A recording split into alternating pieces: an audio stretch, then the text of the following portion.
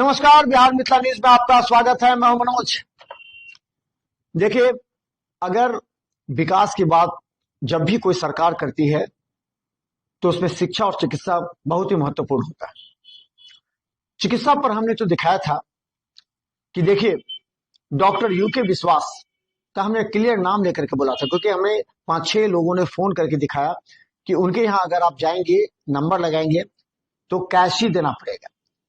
वो अगर किसी के पास पे फोन है, यूपीआई नंबर, उससे कोई मतलब नहीं है। आप वो लौट जाइए, नहीं दिखाई मंजूर है, लेकिन आपको कैश देना पड़ेगा, क्योंकि इसे सभी लोगों ने गलत ठहराया। दूसरा, आप एक ही जगह जांच के लिए कहते हैं और बाकी जो जांच, बड़े बड़े जांच केंद्र है, उनको, उनकी रिपोर्ट को आप कैसे गलत कह सकते हैं एक डॉक्टर होते हुए?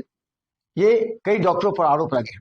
तो ये हमने आगे दिखाया और अभी आगे भी दिखाते रहेंगे, क्योंकि हमारा मकसद है जनता को फायदा पहुंचाना, जनता की मदद करना, जनता की सहायता करना।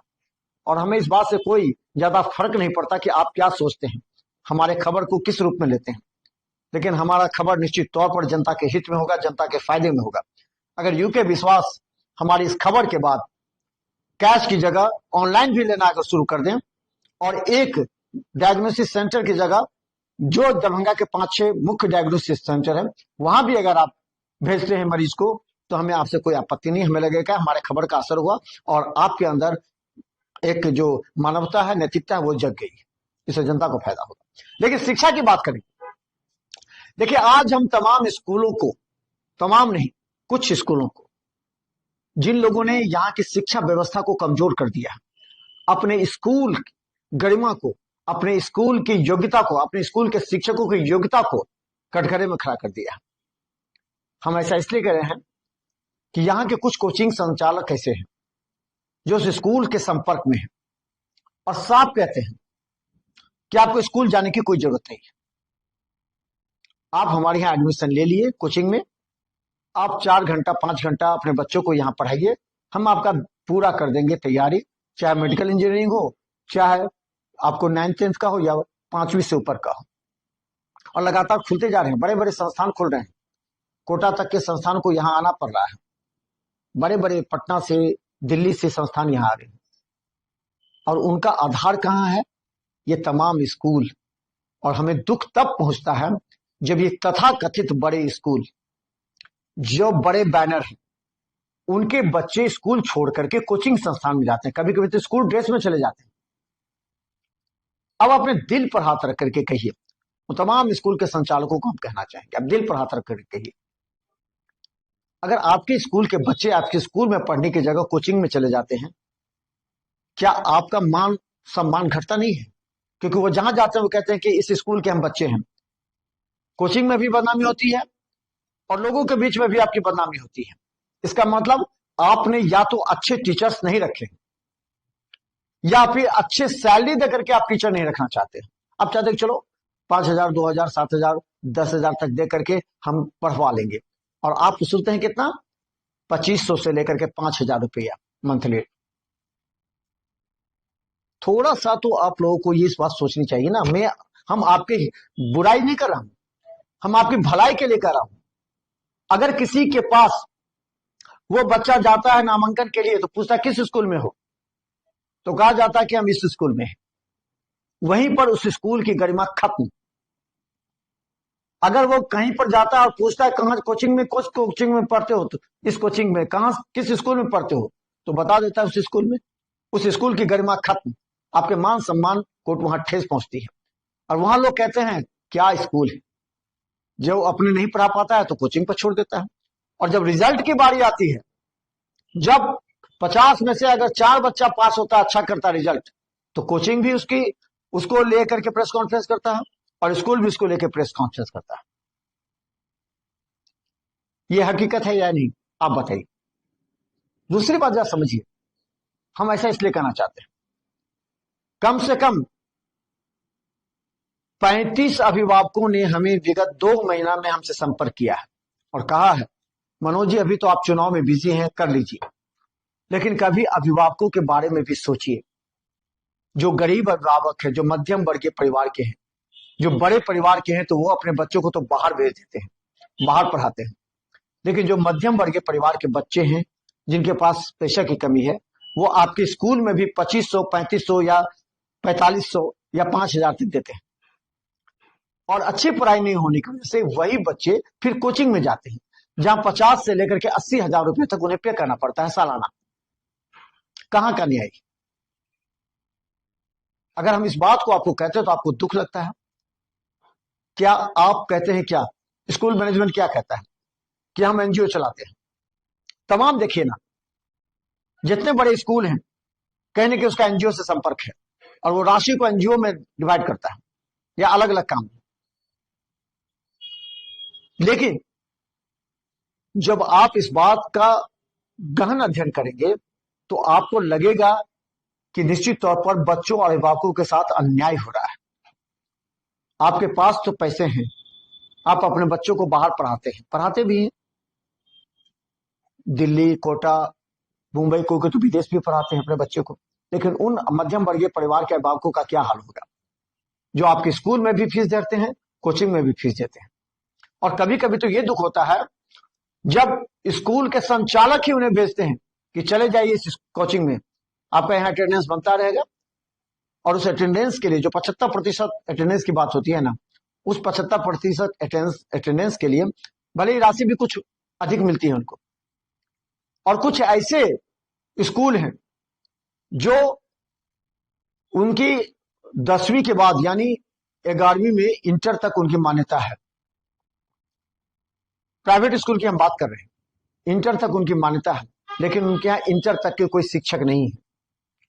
वो पूरे नाम लिखा लेते हैं तमाम छात्रों का, 50 छात्रों का नाम लिखा दिए, अटेंडेंस बनता रहा, पैसा लेते रहे और उसको कहते कि ठीक है आप कहीं भी कोचिंग कर ले। वो या तो यहां से दिल्ली, पटना, कोटा या फिर दरभंगा के कोचिंग संस्थान में चला जाता है और आप उस छात्र से पूरे पैसा लेते हैं, 75% अटेंडेंस की गारंटी देते हैं। देखिए, हम इसलिए कहना चाहते हैं, आप गुरु हैं ना, आप शिक्षा देते हैं, आप झूठ बोलेंगे, आप लापरवाही करेंगे तो ये कैसी शिक्षा व्यवस्था होगी? कौन देखेगा इस शिक्षा को? इस शिक्षा के नाम पर जिस तरह बदनामी हो रही है उसका कौन विश्लेषण करेगा? कभी आपने सोचा इस बात को? सिर्फ पैसा ही महत्व नहीं है। आप कहते हैं हम समाज सेवा करते हैं, जितने भी कुछ स्कूल से, कोचिंग संस्थान से बात होती है हमारी, वो कहते हैं हम तो समाज सेवा कर रहे हैं। वाह, ये कौन सा समाज सेवा है? आप लीजिए ना पैसा, 2500 लीजिए, 3500, 4500 लीजिए, लेकिन आप उसे कोचिंग नहीं जाने दीजिए। तब हम समझेंगे कि आपकी क्रेडिट है, आपके स्कूल के शिक्षक में गुणवत्ता है, आपके अंदर भी गुणवत्ता है, आपके अंदर मैनेजमेंट करने की शक्ति है। लेकिन आपके स्कूल के बच्चे कैसे चले जाएंगे किसी कोचिंग संस्थान में? क्या आप पैसा नहीं लेते उनसे? अगर बच्चे कमजोर हैं, कहते हैं कि चलो बच्चे कमजोर हैं और बच्चे चले जाते कोचिंग में, तो आप उन्हें एक्स्ट्रा क्लास लेते हैं ना। कहते हैं आप कि हम वैसे बच्चों को एक्स्ट्रा क्लासेस देंगे, तो दीजिए। क्यों नहीं देते आप एक्स्ट्रा क्लासेस? क्यों भेजते कोचिंग संस्थान?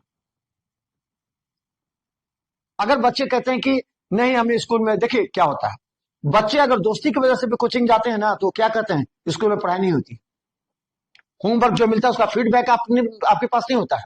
और कभी कभी तो हमें तब दुख होता है जब वही स्कूल खुद कोचिंग संस्थान चलाता है और बाद में लोग उंगलियां उठाते हैं उस स्कूल पर। देखिए, स्कूल में नहीं पढ़ा करके कोचिंग में पढ़ाते हैं, खुद कोचिंग चलाते हैं। क्या ये आपको हम कह रहे हैं ना, तो हम बुरे लग सकते हैं आपको, लेकिन ये हजारों लोग दरभंगा के कह रहे हैं। उन अभिभावकों की बात को समझिए, जिनके बच्चों को आप गाड़ियों से भेजते हैं कोचिंग संस्थान के गाड़ियों से, उन्हें ट्रांसपोर्टेशन लगता है, वह उन्हें 50 से 80,000 रुपए, 1-1 लाख रुपया तक लगता है 1 साल का, समझिए, या कोर्स फीस लगता है। क्यों देंगे? जब आपका इंस्टीट्यूट रिप्यूटेड है, आपका बैनर बड़ा है, या छोटा भी बैनर है, तो कैसे भेज सकते हैं आप? अपने दिल को झकझोड़िए। हम तमाम स्कूल मैनेजमेंट से कहते हैं, हमारे बात का बुरा मत मानिए। अगर हमारी बात आपको बुरी भी लगती है तो हमें कोई फर्क नहीं पड़ता है, लेकिन अगर हमारी बात बुरी लगने के बावजूद अगर आपने इस पर एक्टिव होकर काम करना शुरू किया, तो हम पहले मीडिया होंगे जो आपके इस कार्य को जनता तक ले जाएंगे कि देखिए, ऐसा स्कूल भी दरभंगा में है जो कहता है कि हम अपने बच्चों को खुद हम पढ़ाएंगे, खुद रिजल्ट देंगे, किसी कोचिंग के भरोसे नहीं रहेंगे। और हमें यह देखना है कि कितने स्कूल ऐसा करते हैं। समय के साथ जब यह कहा जाता है कि शिक्षा का हब दरभंगा बनेगा, तो ये हब बाहर के जो संस्थान आ रहे हैं ना, आपके अभिभावकों के पैसा वसूलने के लिए, आपके अभिभावकों के पॉकेट को काटने के लिए, उससे तमाम स्कूलों को बचाना होगा। क्योंकि स्कूल का पहला विश्वास आपके पर है, बच्चों का, अभिभावकों का पहला विश्वास उन स्कूल मैनेजमेंट पर है, स्कूल पर होता है। बड़े विश्वास के साथ लोग अपने बच्चे का नामांकन आपके स्कूल में देते हैं, कि विश्वास के साथ कि उनके बच्चे का आधार मजबूत होगा। लेकिन क्या है, 5वीं 6ठी से ही आप अब उस बच्चे को कोचिंग संस्थान जाने की इजाजत दे देते हैं।